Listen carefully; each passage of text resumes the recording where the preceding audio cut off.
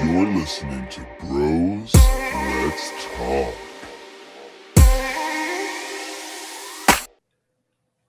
Hey, it's Bros Let's Talk. Pat here with Jimmy and Andy. What's up, dudes? Hey, boys. We back. We back. We back. We're back. Yeah, we never went anywhere, really. Like, physically, we didn't go anywhere. We just haven't recorded an episode in 3 months or so. Just It's been a while. various reasons. It's been a while. We We'll were leave on it at that. holiday. No, we were on holiday. Yeah. We're on holiday. Not a hiatus, just a little break. vacation. Right. Sabbatical, whatever you want to call it. That's what we did. But we're back. We have softball coming up. Wet Bandit softball updates will be coming back to you regularly. I know you've been, Which we know you're Everyone elated is dying. super excited about elated that. Yep. for. First quick preview. Andy is the new ace of the team. Hey. So we'll update you on his progress as he works towards Hall of Fame status. Just walk around my That'd be house great. now, just doing arm rotations. That's fantastic. And that's what I'm talking about. That's a dedication I'm looking for. I love that for Commitment. you. And for us, obviously. Are you going to wear that hat mustache combo to every game? Because you look like that curly guy. The mustache for sure will stay. I don't know about the hat because I don't know about how white would handle a baseball field. Not well. So yeah. Although it is pretty sweat True. stained already, but we'll see. It'll be a combo of some hats. I bring up softball because we had softball practice last week, or we organized softball practice among some of our teammates. And then we got together for a little lunch and we talked about how we wanted to come back and get this thing rolling again. So here we are. We've got some fun things planned coming up, some new kind of series type things we're going to be doing. We're going to be putting some focused topics out there and doing some heavy research into things and using our brains. We don't do that a lot on this show. So we're going to use our limited on this show. brain power. Oh. Whoa. It's going to be fun. And Sean is going to continue to stay in the mix. We'll have an update from him at the end of this episode. But we are happy to be back and are going to be bringing you as much content as possible for the foreseeable future. Anything you guys want to say to our condiments out there that have been so starving for our content? We're Thanks for sticking we're around. happy to talk to you again. And yes, thank you for sticking around. And I hope you enjoy. I want to say we're not doing anything new, but we're just we're reinvesting. We're refocused. We're reinvigorating the pod. So stick around and find out what's going to be going on. So in that same vein, the three of us have been texting a lot more lately about legal sports gambling because I've never done anything illegal in my life. So I never gambled on sports until it was legal in Illinois. And what are your guys' preferred, I guess we'll throw that out, preferred apps for sports FanDuel gambling for me. online? Okay, FanDuel. It's interesting because I prefer DraftKings. Ooh. Okay. I right now am a 50-50 split with FanDuel and Barstool Sportsbook. I also have Barstool Sports, but I haven't promos. I haven't admitted or haven't deposited anything yet and haven't taken a bet, but I have it. I have Barstool as well, and I like their interface. The reason that I don't like FanDuel, DraftKings and Barstool, I feel like is a much quicker login, and for some reason, I don't think FanDuel operates as quickly when I'm logging in, and a lot of times I'm just trying to time is money. Get in, get out, and I feel like it's a little bit more clunky than DraftKings and Barstool, and that's the only reason. I don't think it's bad by any means. It's not Rivers. Sure. I mean, Rivers when it first came out blows. Wow. Is it terrible? I've never looked at their app at all. I downloaded their app once they put it out, but it's not to the quality of the other ones because those are huge, big public companies now. Well, I'm gonna download DraftKings right now, and I'm gonna I'm going to see what I think about it. Yeah. It's always good to Jim. have options. Exactly. Jim, can I do a quick comment on facial hair you got going? I like what you got going right now, dude. It looks clean. The way you've got those sideburns, like kind of, what is that? The barber, I think that is almost in the show. That's what they call the barber. If that went out a little further. I can't grow anything here, obviously, and it grows in. It grows in. You're just not trying hard enough. I mean, I've been trying real hard for a number of years, and did you ever just do this though? Yep. Yeah. I mean, that's usually How do you think I got this? That's usually a 2-for-1 when I'm going to the bathroom. I'm trying to kill two birds with one stone there. If that was the case, my face would be covered in hair, completely covered in hair. So I've been saying this for years that I'm just going to rock what I was given. So it looks better when it's more upkept than when I let it go, quote unquote, shaggy, because I can't get that shaggy. I just look like I have pubes growing out of my face. Yes. So I just keep it tamed. So thank you. I appreciate that. I like it. Sorry for bringing us off track. Long-winded way of saying we're going to start talking about some gambling here on the show. And in that spirit, the Kentucky Derby is this upcoming Saturday. One of my favorite events of the year. Anyone May know 1st. the date? May 1st. May 1st. Wow. So, being that we all, between the three of us, our knowledge is very minimal on the subject of horse racing, especially. And Andy's being the best of the three of us. But still, that is not good. Yeah. So we decided to bring in a guest, friend of the show, fellow pub league competitor, Marc Scanio. So I'm going to admit him into our meeting, and we're going to try and work out some kinks and get rolling, talk some horse racing for the fans. Pub league is our fantasy football league, for all of those of you who don't know. Probably one of the top 5 leagues in all of Illinois. So if you are interested, get on the waiting list. It's going to take you a while. 3-time winner.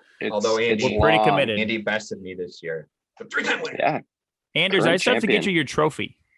I would love that. It has been transferred to. So Kevin's just holding it. Kevin's hanging on to it. I'm going to get it for you. Come on, dude. You got to get it. And I'm going to order your nameplate.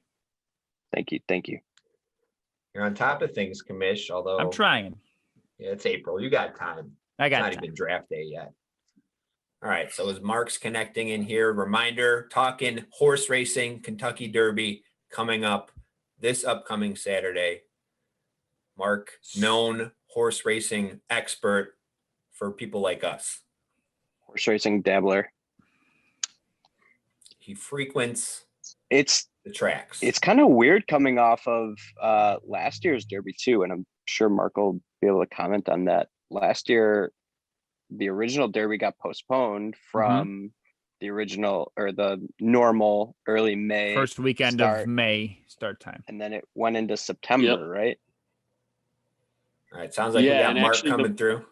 You guys got me on? We're good. Yes, we're good. Go ahead. Go. Yep.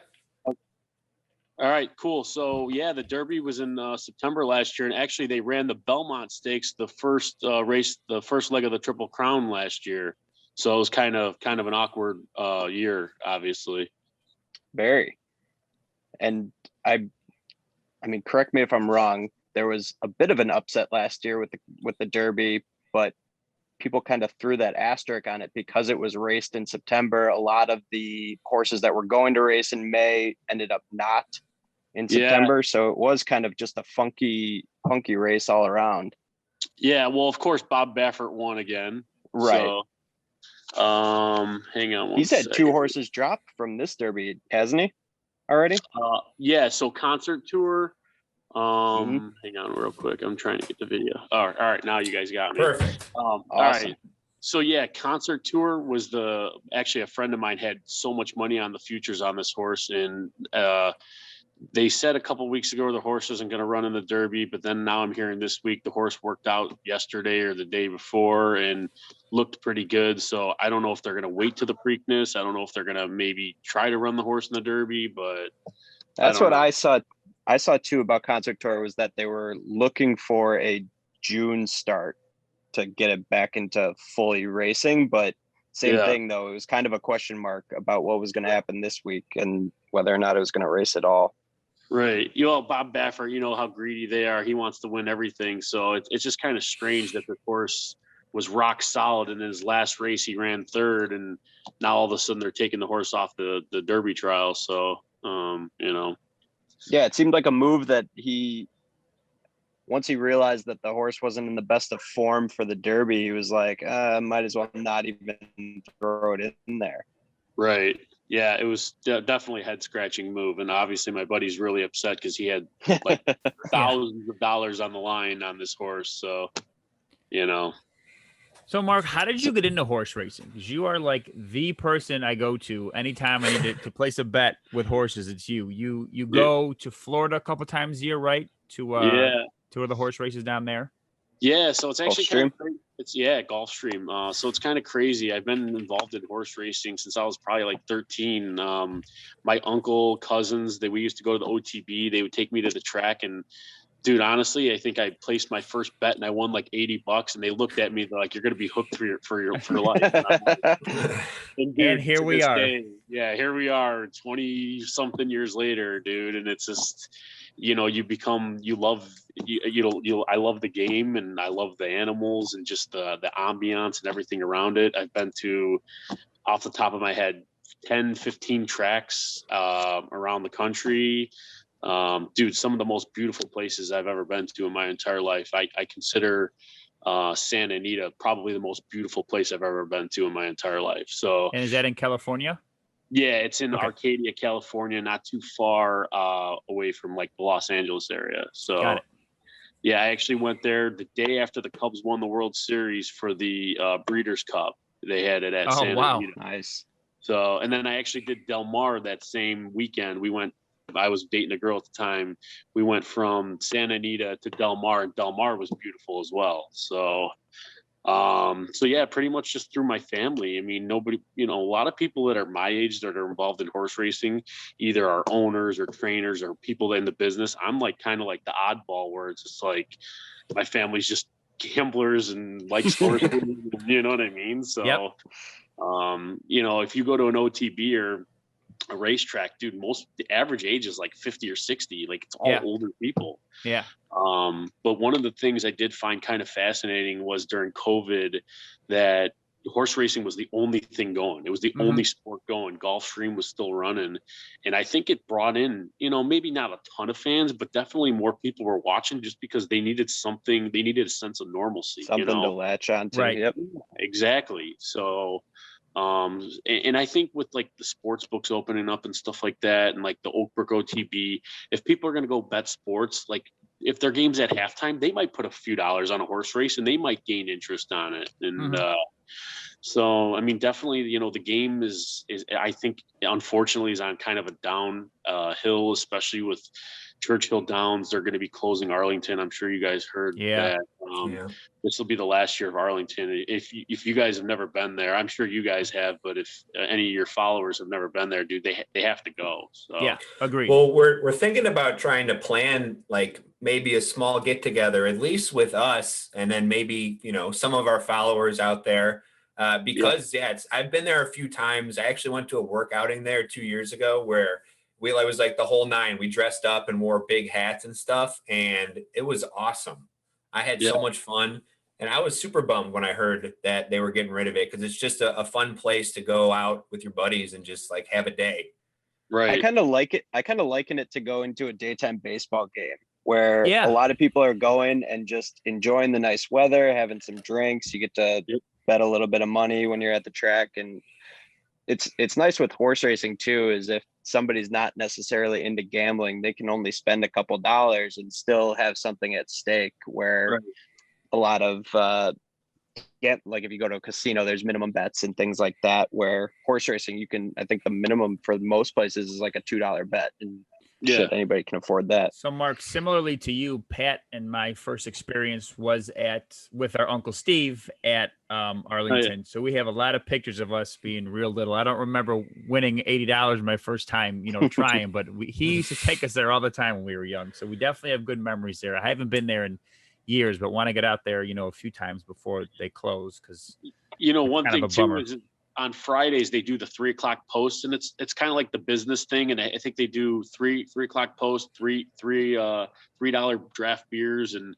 they do like fun different themes. They have like concerts at the end, and they do like White Sox Day, Bulls Day, Bears Day, and all these different food trucks that go in there. And they do wine tastings and all that stuff. So, dude, honestly, it's going to be, my cousin just bought a house right around that area, and we were going to plan out, every year we'll go there and pregame and postgame at his house. And it's just like, dude, it's like upsetting to hear that, Yeah. You guys know the reason why they're closed, or the whole deal. Do you guys know why they're not going to be coming back at all? I know I do, but please go ahead and explain, because it's an interesting story just in general.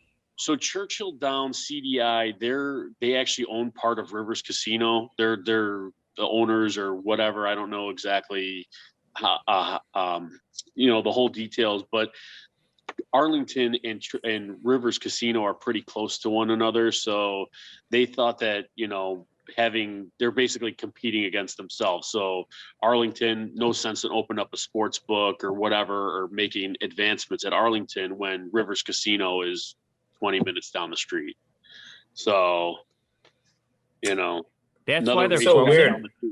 Yeah. I feel like there was maybe like an opportunity for expansion or connection. You know what I mean? Like, yeah, or, I don't know, but because Oh, it's so different. Yeah, if a track like Hollywood Park in California could close, that closed like maybe 10 years ago, dude, any track is just honestly. Oh, that's a bummer. Yeah.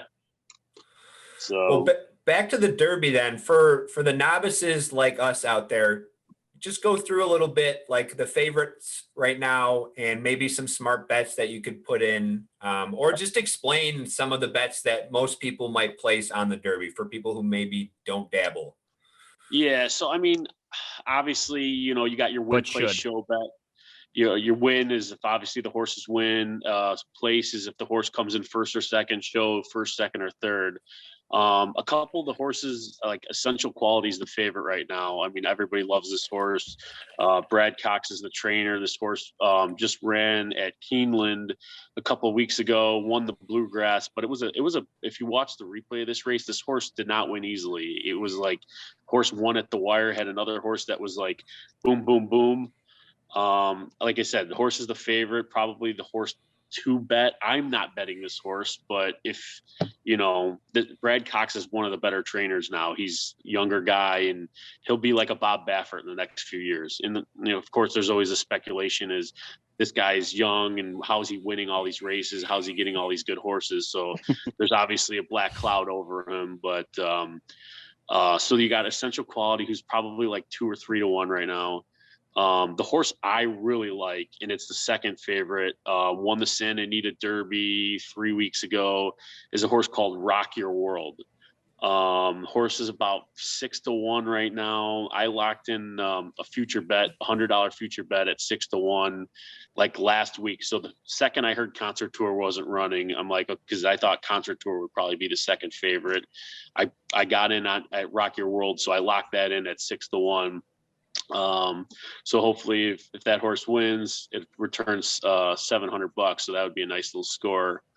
So that horse, so there's a little controversy going around this horse right now because Umberto Rispoli, he's a younger up and coming jockey from Italy. He's a very good jockey. Like this guy, you'll be hearing this guy's name for the next 20 years.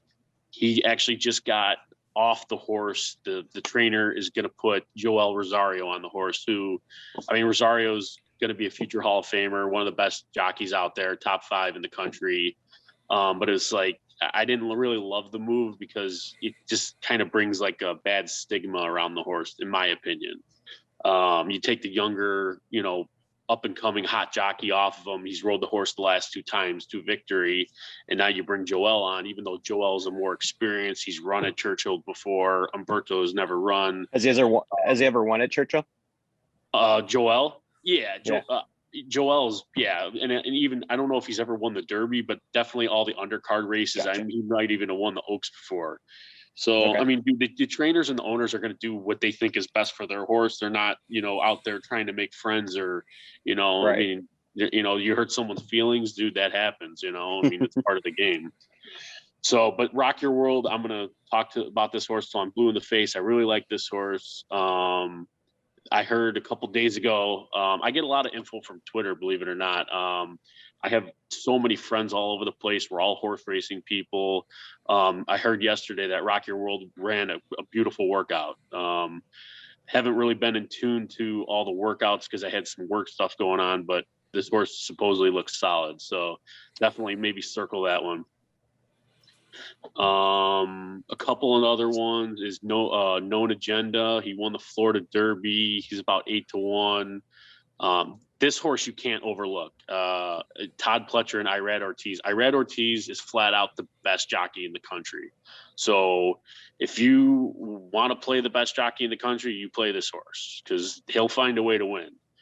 I'm not playing the horse. I might play, exactas with the horse coming in second or tries horse coming in third. But you can't leave this horse out. What was that horse's name? That horse was Known Agenda. Todd Pletcher, okay. Gotcha. Trainer, Sorry. And Irad Ortiz, dude, the guy is so I'm going to tell you a quick story about Irad Ortiz. He ran in a race last week. And if you, I'll send you guys the video. He literally won the horse looked dead and he brought the horse back to life and won like right on the wire against an amazing horse called Monomoy Girl. It was an unbelievable race. So you can't leave him out.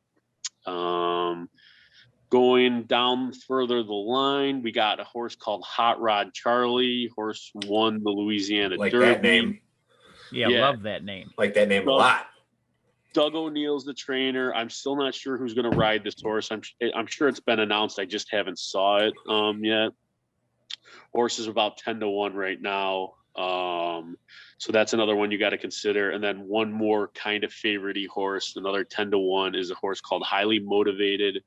Chad Brown's the trainer, and Javier Castellanos, another Hall of Fame jockey in the mount there. So, and Chad Brown's a great trainer. He's a lot better on turf, and obviously this isn't a turf race. This is a mile and a quarter dirt race. So, do they know what the weather's looking like? So yeah, I actually did. Dude, people are posting on Twitter 2 weeks in advance. So it looked like it was going to rain Friday and Saturday for Oaks and Derby. Now it looks like it's only going to rain Wednesday, Thursday. So it looks like we're going to have dry, like maybe around 60-degree weather. So I wouldn't think rain's going to be a factor, but obviously like you got to wait till Tuesday or Wednesday for sure on that one. So those are the favorite horses. I'm going to give you guys a couple horses who I like and a couple of my friends like as long shots. So there's a horse called Soup and Sandwich, and the horse ran second. I love the name, by the way. I was going to ask you about that. I had it written down because it's the best name. Okay, I saw it in the Florida Derby, and I'm like, oh, that's just my. I love. Who doesn't love a Soup and a Sandwich? Right? Yeah, it's the best. Such a good combo. So this horse is like probably about 25-1 right now. I just saw future odds, and Mark Cassie's the trainer. Again, not sure who's going to be riding this horse, but this horse, every time it runs, I think he's run 3 or 4 times already, runs his eyeballs out every single time. So it's definitely one that you maybe keep in mind throwing in try, maybe even key him on top and try to get lucky in second and third. And then let's see. There's another horse called King Fury. He's about 30-1 right now. And that horse just won its last race. So I know a lot of people are actually high on this horse. I kind of was asking around, some of my friends. I'm like, who do you guys like as live long shots? I like Soup and Sandwich. A couple people said King Fury. So that's one you got to consider as well. So that's pretty much the lineup I have for you guys there. So Mark, I just have a question, and outside of the Derby, but you dabble pretty regularly with just the regular races that go on week to week. If you're looking at a race card, and what are the things that you look for specifically in horses if you're given their last 5 races and their jockey, and what are the top things that you're looking at? Yeah, that's a great question. Honestly, I love workouts. Some people everybody handicaps differently. There's so many different factors. Like say you're betting a race at Arlington. the first thing people look at is like what kind of stakes or what the conditions were for the horse's last race. Like, was the horse running in a claiming $10,000 race? Now, if the next race he's running claiming 5,000, they're dropping the horse down in a level to try to get the horse a win. So like normally if you see a horse in a claiming $10,000 race, say he runs second or third and he's 3-1.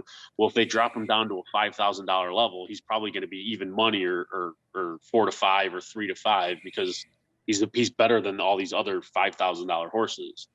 So, there's so many different things. People bet trainers, people bet certain jockeys, but I'm a big workout guy. I like to look at how the horses are working out.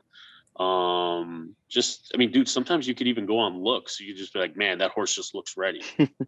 People go walk to the paddock and see just the horses walking around, and people, you could just by looks be like, man, that horse is going to fire, temperament and things like that. Yeah. My favorite bet now for horse racing is the pick 3s and pick 4s. Like, dude, those bets have exploded in the last 5 and 10 years. Like, can you expand on that and what that means? Yeah.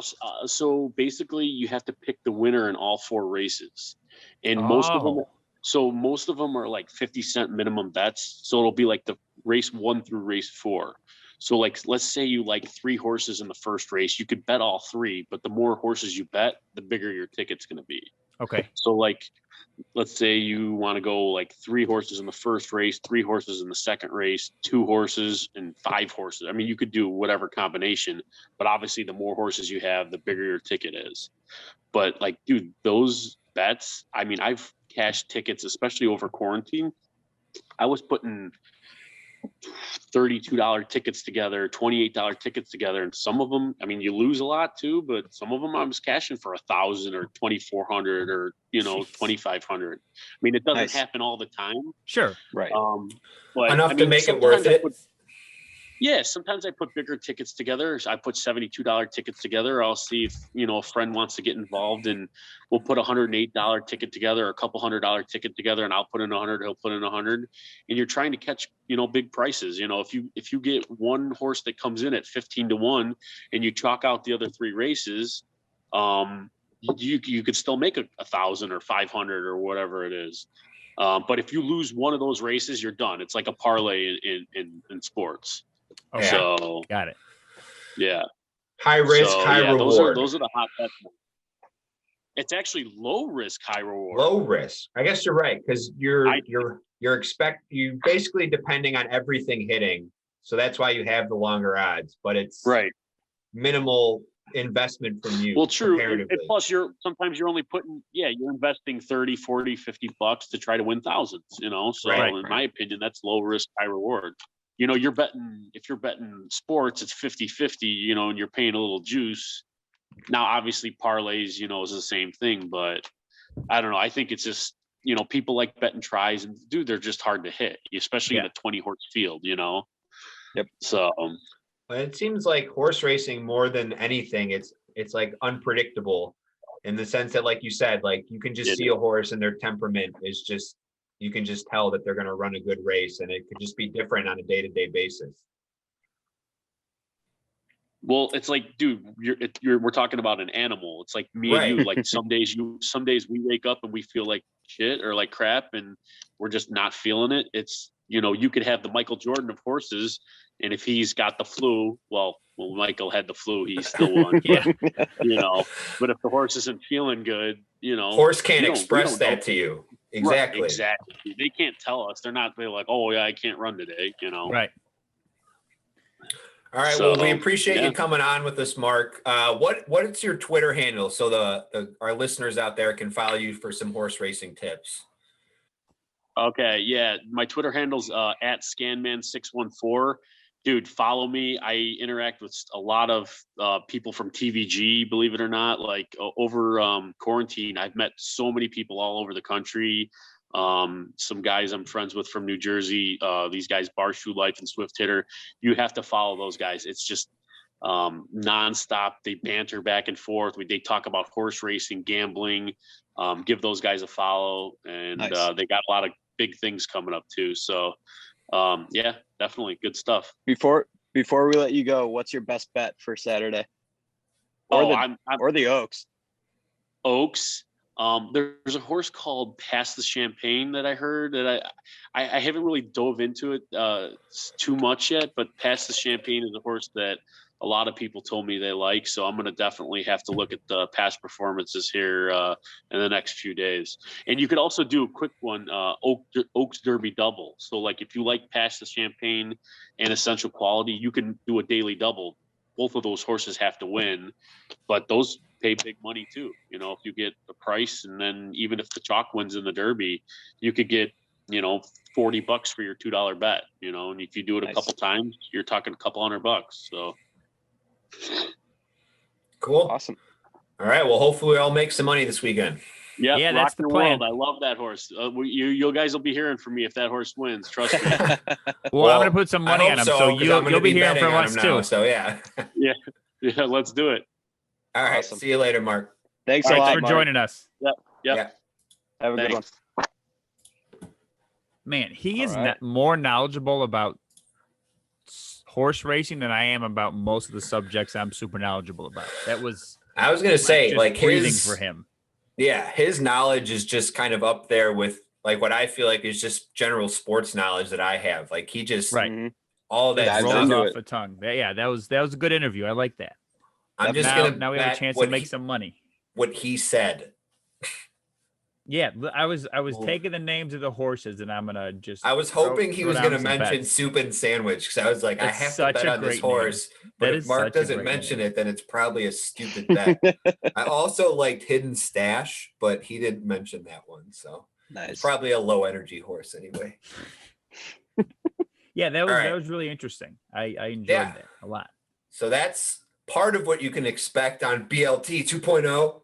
Boom. We definitely have to pool some money from the hosts and make some bets. BLT pool. Down with that. Yeah, for sure. I like it. Show pot. Beautiful. All right, we're gonna shift gears a little bit. It's been a while since as we established, been a while since we've been on, and a lot has happened in Chicago sports. So we're going to give a little recap of what we missed and then kind of touch base on what's surprised us most in these past 3 months. So Jim, why don't you get us started there, bud?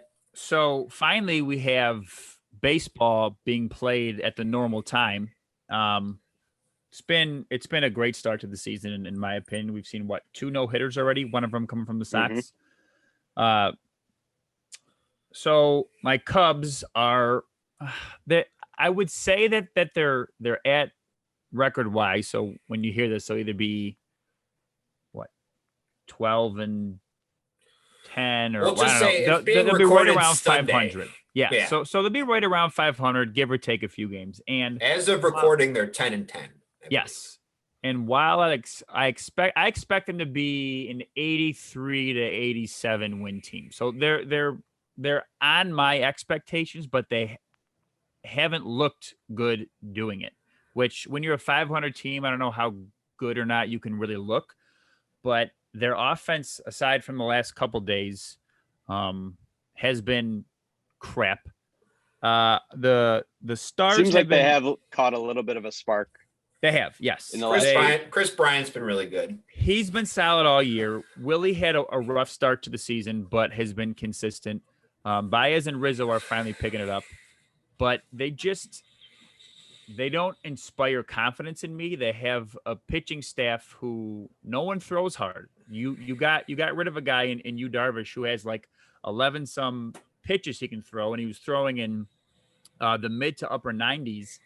And now your hardest thrower of your starters is I think Arrieta, who is like 92, like 93, which I mean that can last you for a few innings, but they don't have anyone who can throw hard, and that's the opposite of where baseball is going. I feel like every other team has guys. Starters are again mid to upper 90s. You have your relievers are coming in who are mid to upper 90s. Go ahead. The quintessential starter nowadays is a guy that throws upper 90s and has crazy movement. Yes. Which agreed. Before it was kind of either or, where you had guys that were burning and maybe had a good changeup.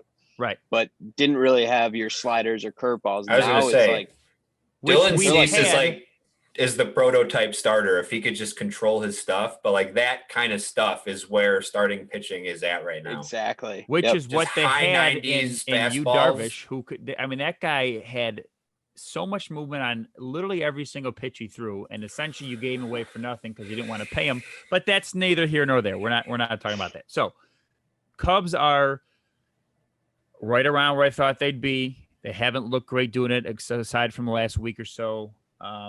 I think their division is better than thought it was going to be, but still not great. It's a crapshoot. Honestly, I'm just glad baseball's back and I get to enjoy them. I'd say the most exciting thing about the Cubs right now is that despite me being heartbroken over Len Casper leaving, Boog, what's the last name? Boog Shambi. Yeah, is really good. He's a really, really good announcer. He just has that kind of announcer voice. He's a pros pro. He is a pros pro. He knows his stuff. So other than that, Cubs baseball, I guess.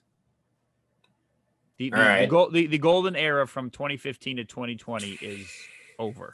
So rip. Hope y'all enjoyed it. Rip. Hate to see it.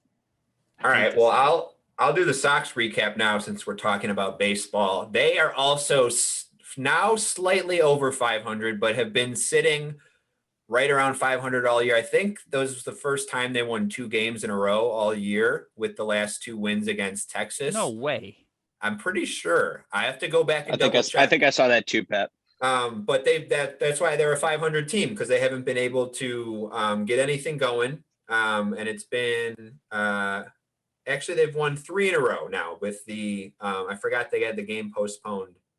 So this past week is the first time they've basically put together a winning streak, which is not where you hope to see them for a team that was declared the best team in the AL by Tim Anderson ahead of the season, but it's still very early. There's a lot of 500 teams in the league. The pitching staff has been really good, although now they're dealing with a couple early season just weird injuries.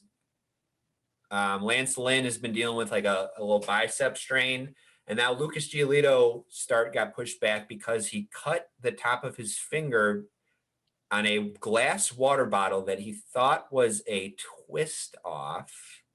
It was a weird headline when I saw it. Sounds like a rich person problem, right? No have. But Kopech gets the start again. Looked good against Boston last week. He has been a bright spot for the team. When you talk about prototype pitchers, that dude comes out of the bullpen, fire in high 90s, and then right now he's only utilizing 2 pitches because he's coming out of the bullpen. That's all he needs right now. As he starts to gain arm strength back, he'll start to work in the off speed a little bit more. And so yeah, the Sox pitching staff has kind of carried them to this point. The offense is starting to heat up. The bullpen has been a little bit shaky, but I think it's been a process of La Russa trying to figure out how to use everyone in the bullpen. And same with the roster. He's had some weird lineups go out there, but I think in this past week, he's kind of stabilized. Once Rick Hahn took Nick Williams out of the mix, thank God, I think it kind of stabilized the roster. And now you're seeing more of what you want. Hopefully Adam Eaton can come back soon, or Adam Engel will come back soon to work into the mix in left field over there. And he was pretty good at the dish last year. So he was a great bright spot that they found last year. If they could finish off the sweep today of Texas, that would be great. They're a game and a half behind Kansas City right now, who looks like they could be a nagging issue as the season goes on. They got a lot of talent on that team, actually. And but I think the Sox will be fine in the long run. They're a plus 17 run differential. And to me, that's what's most important, is that, they're not going out there getting their butts kicked. They're playing a lot of close games, and then they are having some big wins as well. So baseball is a weird sport where a lot of these guys, it takes a month or so to really work out the kinks. Mancada and Grandal are off to slow starts. But obviously the biggest surprise for them has been Yermin Mercedes coming on, really getting the opportunity because of the Eloy and Engel injuries and getting put on the roster and becoming the designated hitter. Taking every opportunity. leading the league in average, leading the team in RBIs, I think, and second in home runs or something. So he's really looks like a legit hitter, has had some tape measure or home runs, but also he has this crazy high leg kick until 2 strikes. Then all of a sudden he shortens up and chokes up and goes with it. He's a legit hitter. And this isn't a fluke. I think he's going to be. He is a godsend because that is going to fill the void that Eloy left in that lineup massively. And now Abreu has been seeing the ball better the last few days. So I think the Sox will be fine. They're 11-9 at the time of this recording, and all is well on the south side still. So real quick, I don't know if you guys saw this today. This was not my discovery. Someone on Twitter posted it, that the AL West spells out ass hat with their standings. So that's pretty cool.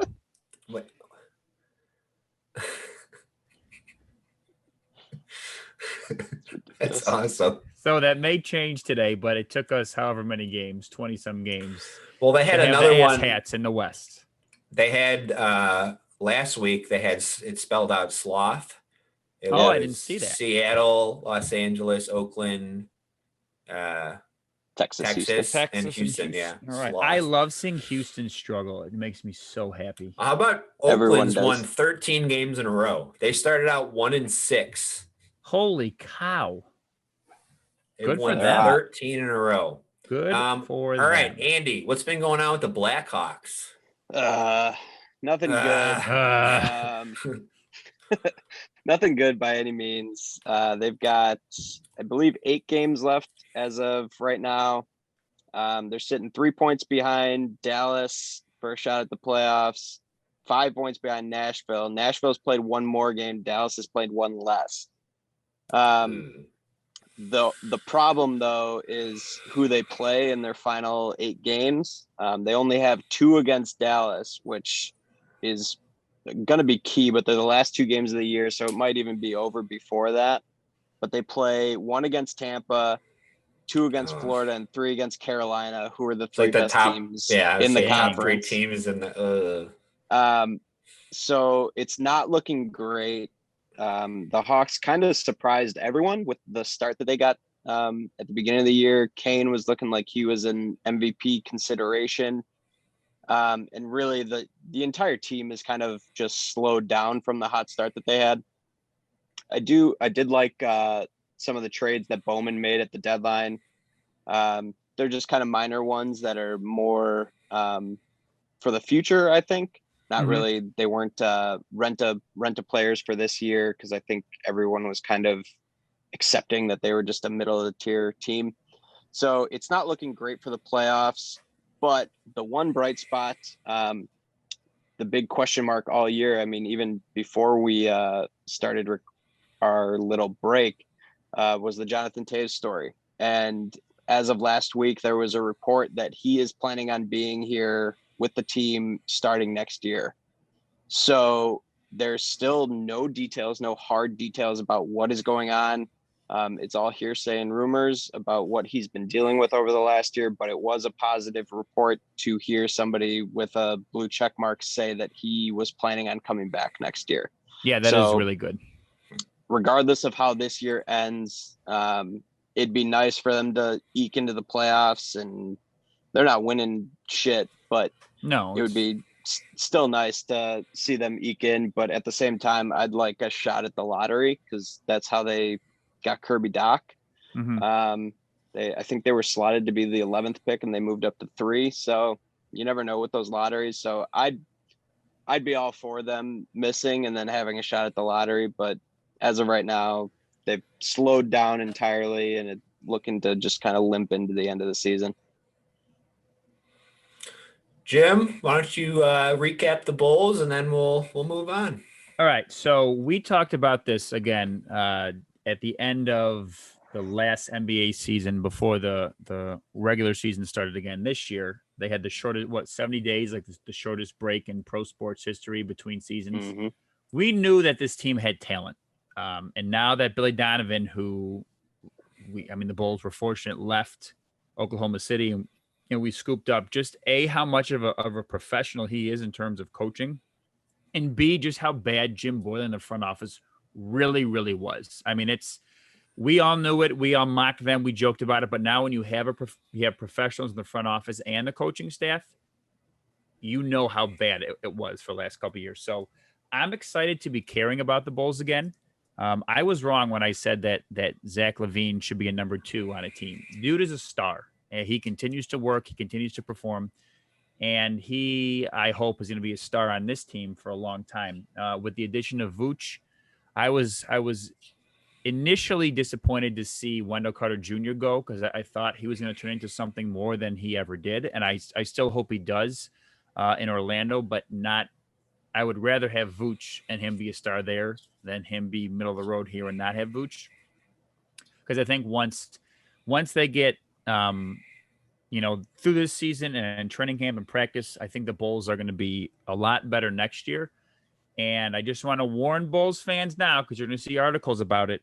Zach LaVine, they're going to try and extend him this year. And the NBA is really good in terms of how they allow extensions to happen. That's why you don't see a lot of holdout situations, because they are able to offer a certain amount of money. They offer a certain amount of raises, whatever. So Zach LaVine can sign an extension for, I think, 4 years, $100-some million after this season. It's to his benefit to stay with the current team. He has to take less if he goes to another team, correct? Right. He gets the most money staying with the Bulls. Or the Bull. That's the benefit the Bulls get for being his current team. Is they can offer him the most money. He can sign, and again, he's here next year no matter what, because he's in year 3 of a 4-year deal. He can sign a 4-year, I think it's like $104 million extension. If he waits a year, which he will, which he should, and if you trash him on this, you're an idiot and you're lying to yourself. He will wait and sign a 4-year, $200 million extension with the Bulls the following year. Now, I know people, they're complaining about millions. Don't be selfish. Bullshit. If you had a chance to double your salary by waiting a year, I don't care how much you're making, you would do the same thing too. So you're going to read these articles, Zach's not coming back. He wants to leave. He wants to go play with LeBron in LA.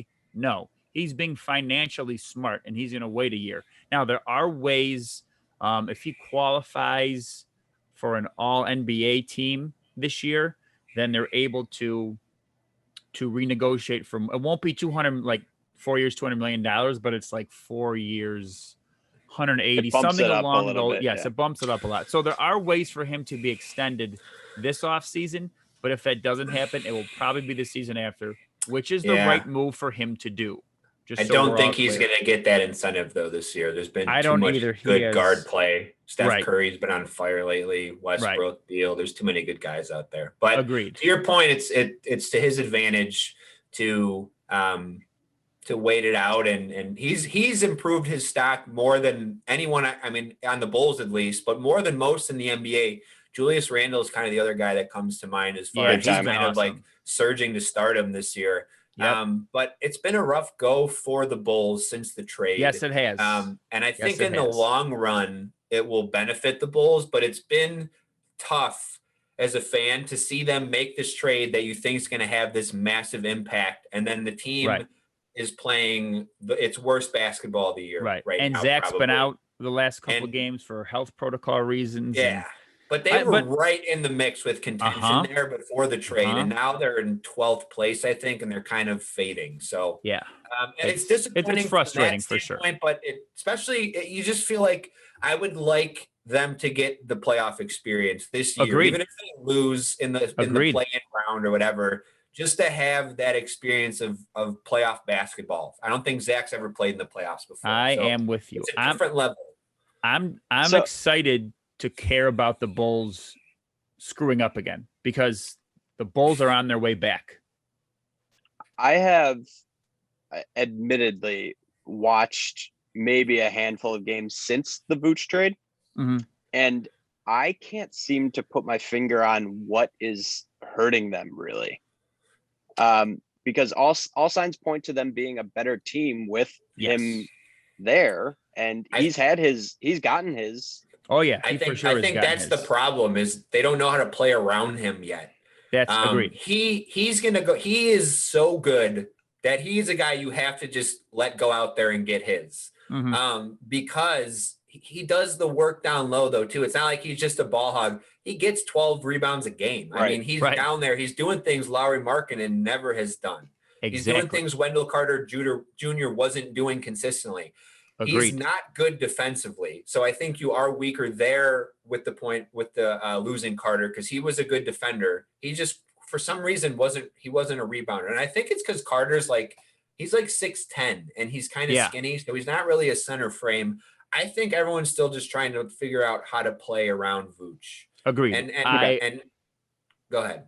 I also like the what's his name? Daniel. He's the backup center. Can't think of his name. He came from Tice. Daniel Tice. Yes, Daniel Tice. He's a good defender. Troy Brown Jr. has been really good on defense. So again, this team. Another thing that even the Bulls themselves were complaining about is shortly after they acquired Vooch and all these guys, they had minimal practice time because they had so many games. So they're learning to play together on the fly. So Pat, like you said, I want to see them make the playoffs for experience alone. But you give them a training camp year 2 for most of these guys under Billy Donovan, learning how to play with Vooch in training camp. Next year, this team is going to be off-season signings. I mean, this team is not done. This team needs a point guard. They need a point guard. In 1 year since Karnišović and Eversley took over, the Bulls have turned themselves from a laughingstock organization to a pretty attractive free agent destination. Agreed. Like, you look at this team and you see a plan, you see pieces in place. Like you said, Jim, you see Zach LaVine, who I still think is best as a 2, but I think you can win with him. I don't know if you could ever win a title with him. I hope that I'm wrong. He's proven himself to be an elite scorer, but until he can prove himself, and he was actually kind of proven himself to be a team that can lead, or a guy that can lead a team to the playoffs. Yeah. You still have to question it because he's only played for bad teams his whole career. And you can't, you can only go out there and play. And he's averaging 27 this year. I mean, that's not a lot of guys can do that. There's maybe 10 guys on earth who can walk out and average 27 points a game in the NBA. And to be one of those guys, he's a supreme athlete. I would love to see Zach come back next year and be a better two-way player and make more of an effort on the defensive end. I think that's what he is focusing on too. Because I think his defensive game has gained huge strides from when he first came here, where he was strictly okay, run down the court, score, chill on defense, go back, score. I think he is focusing on that. He's just too good of an athlete to not make more of an impact on. I mean, I think his steals are up this year. He's definitely better, but I just feel like he could be a difference maker on defense. He's that athletic. And I would also let's see. So right now he's 27, 5 and 5. I would like to see those rebounds increase a little bit more too, just because from the standpoint, Pat, that you said, he's such a freak athlete, just as genetically gifted as you'll ever see an athlete in your life. So I am excited for this team in the future. I am glad to be disappointed when their things aren't going well, because the last few years it was you didn't care.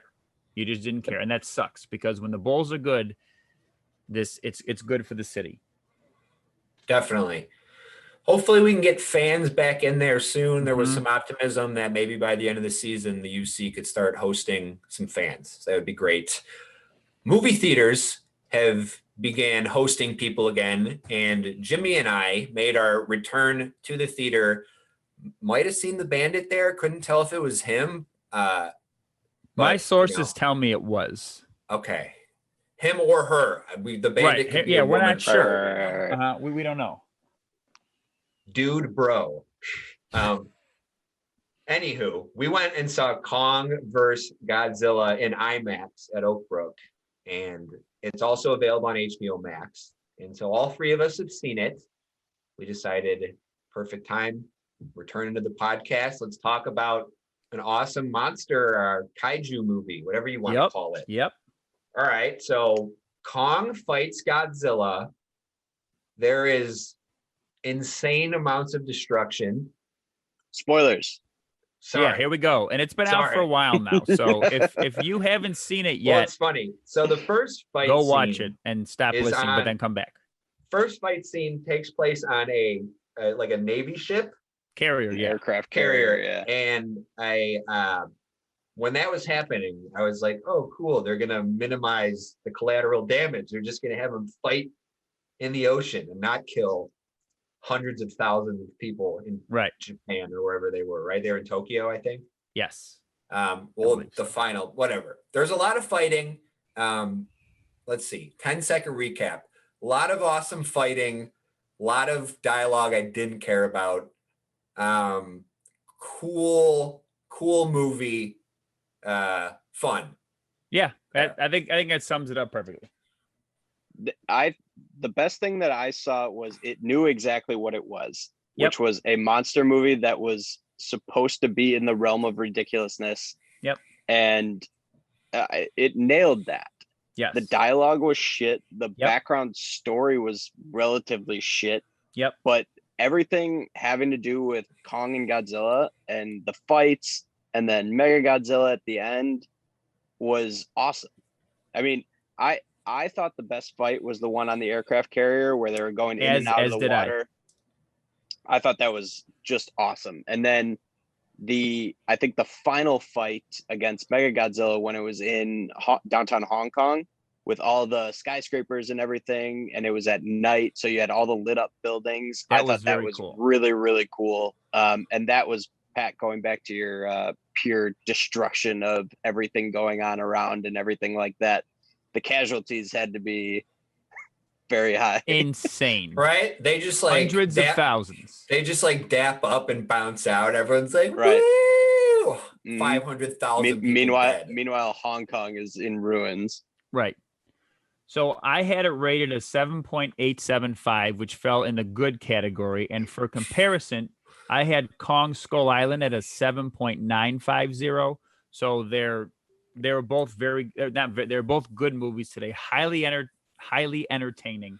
I think I think that's fair that Kong Skull Island is better. I probably would have rated this closer to like high 6, low 7, maybe like a 7.1. Fun action.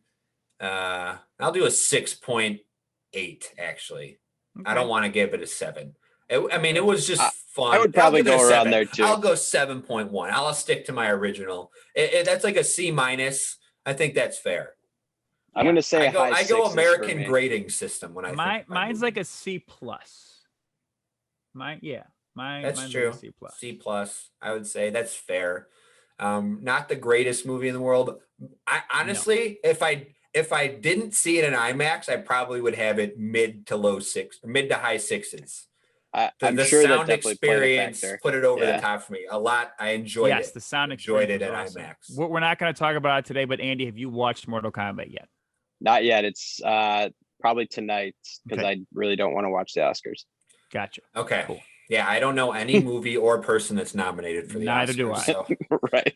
Jimmy and I have both seen Mortal Kombat, so we will refrain from. You text us once anything. You've watched. Yeah, just let us know. Let us know. We'll have that maybe next week then if Andy's watching. Yes. Yeah. So, but yeah, it was next week's show is going to be loaded. I'm curious to see Mortal Kombat's numbers as far as because as of this recording, Kong vs. Godzilla was the most watched movie, I think, on HBO Max. Okay. That they've released so far. So I know that, and it was the highest earning box office movie in quite some time because movies haven't been coming out. So it's good to see theaters opening and box office returning. Also should plan on watching Nobody and reviewing that because I've been seeing nothing but awesome reviews about that. So we'll have a lot more movie reviews. Maybe we can track down the Bandit at some point and get his input on some things as well. We'll see. He's been under the radar lately, so maybe he'll show his face again. I'll see what I can do. All right. Anything else? I feel like I'm forgetting I had one last thing that I wanted to touch on. And that was Trevor Bauer's comments from last night.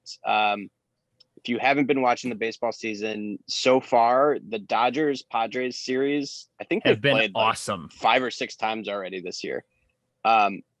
they're must-watch baseball. Agreed.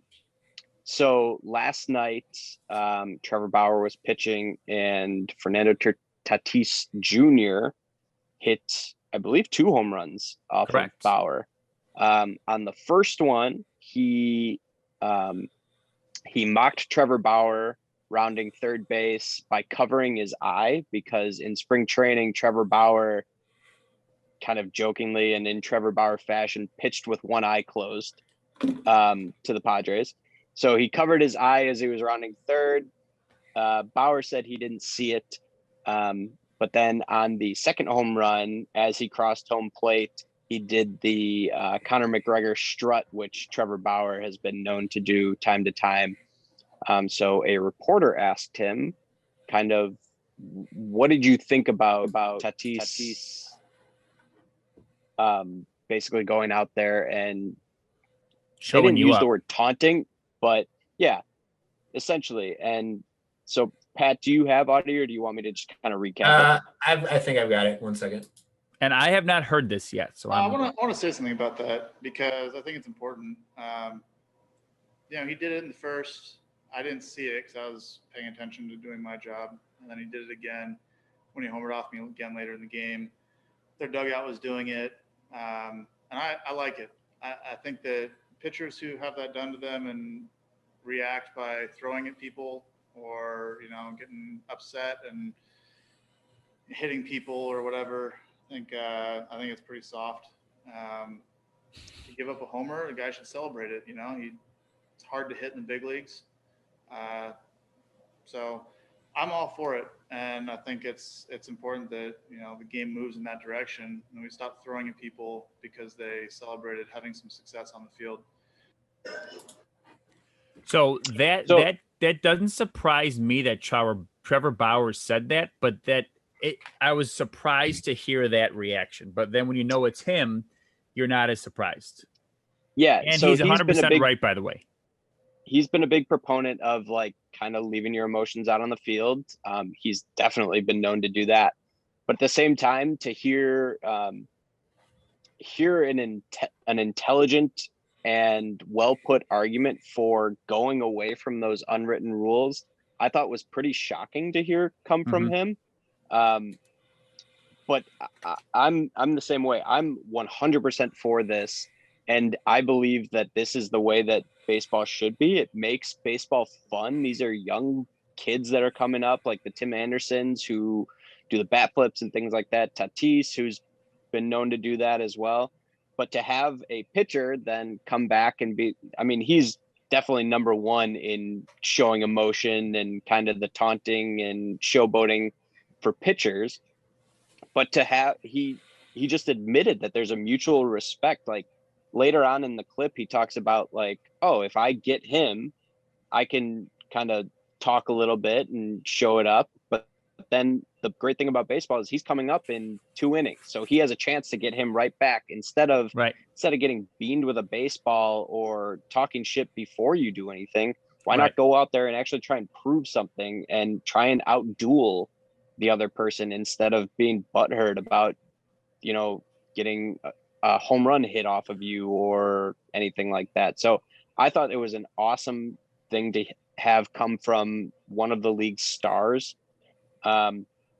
Certainly there's still, I don't think the whole league has kind of moved to the bat flip and kind of trotting around and so on and so forth. But I do think there's a place for that. And I think that's what's going to evolve. I don't want it to be a dog and pony show when they go out there and have it take away from the game. But I think there's a time and a place to celebrate and to have two rivals and 2 people at the top of their game go out there and support the idea of celebrating and kind of showing off against each other. I thought was huge, and I thought it was great. It's great for baseball, and I love how one of his was the Conor McGregor strut, because there's no one who talks as much shit in UFC as he does. But then when he loses, it's all the credit to the other people. He holds his head high, but he says, "Yeah, I wasn't good enough tonight." So if you're gonna talk shit, which you should then not be pissed off when someone talks back to you. Right. That's That's how I am. That's what I like to see. If you're not into talking shit, cool. But then don't but then don't get upset if people, talk shit. That's how it goes. I mean, hitting a baseball has got to be the hardest thing to do in sports, arguably. Technically, there's only been 4 7-10 splits ever caught live on TV in pro bowling. So just throwing it out there. Hitting a baseball is the second hardest thing to do in sports. I was going to say it happens hundreds of times every day. That's only been caught true. On TV 4 times. So and Andy, while you were talking, by the Ginger Assassin most recently, that is one of the greatest sports nicknames for that guy, I guess, ever. But I was looking up the home run. Think he's ever actually killed anyone? No. You know what? He's a pro bowler. I bet we could get him on the pod. But Andy, I was looking up the home runs as you were talking, and that second home run he hit, that ball was out of the strike zone. He reached 6 inches outside of the zone. He hit it with one hand. It was so. When you do that, you celebrate and you let your emotions fly. I think it's important too, more so because the game is at a shifting point right now where these young stars who are expressive are becoming the face of the game. Mike Trout has been kind of the best player in baseball and probably still is the best player in baseball for 10 years now, but he is as boring as they come. And that's not a knock against him. That's just who he is. Right. But now we've got, Fernando Tatis Jr. doing this all the time, but also just out there making an impact for his team.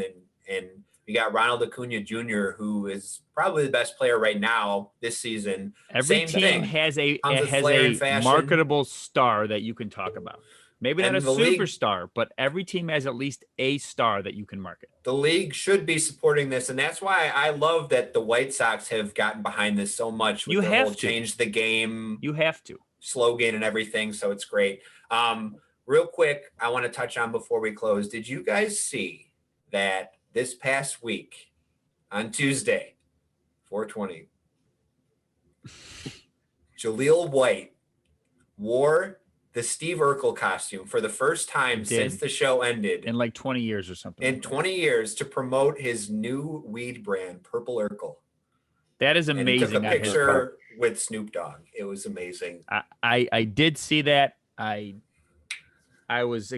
looks just like him, obviously still, but just aged 20 years. Why he is him. No, I know, but sometimes you see people redo a character and it's like, oh yeah, no, you're right. You're right. He hasn't aged a day. Basically. It was dead on. It was pretty awesome. Okay, so how do you guys? I mean, obviously, I think I know the answer to this, but it seems like it's something that Jaleel White's been trying to run away from for the last 2 decades. How would you guys feel if you had that opportunity to play a nerd on TV, become an iconic character, but then have that be the only thing people know? Like everywhere you go, people just come up to you, did I do that? And just treat you like a moron everywhere you go. But you're a millionaire and you can do this, whatever he wants to do.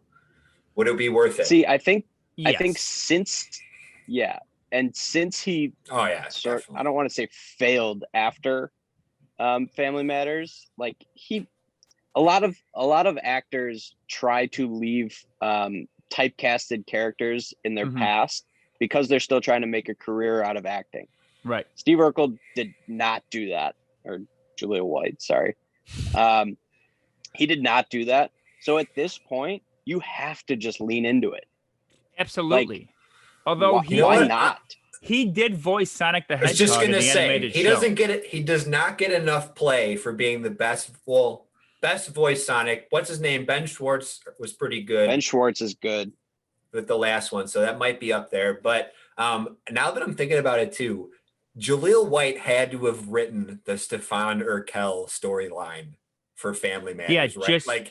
He was just so pissed at being a nerd after all that. He's like, you got to make me look cool for 2 episodes, man. I'm out here at the club. I can't get anything. They just want me to act like a nerd. And rightfully so. Good for him.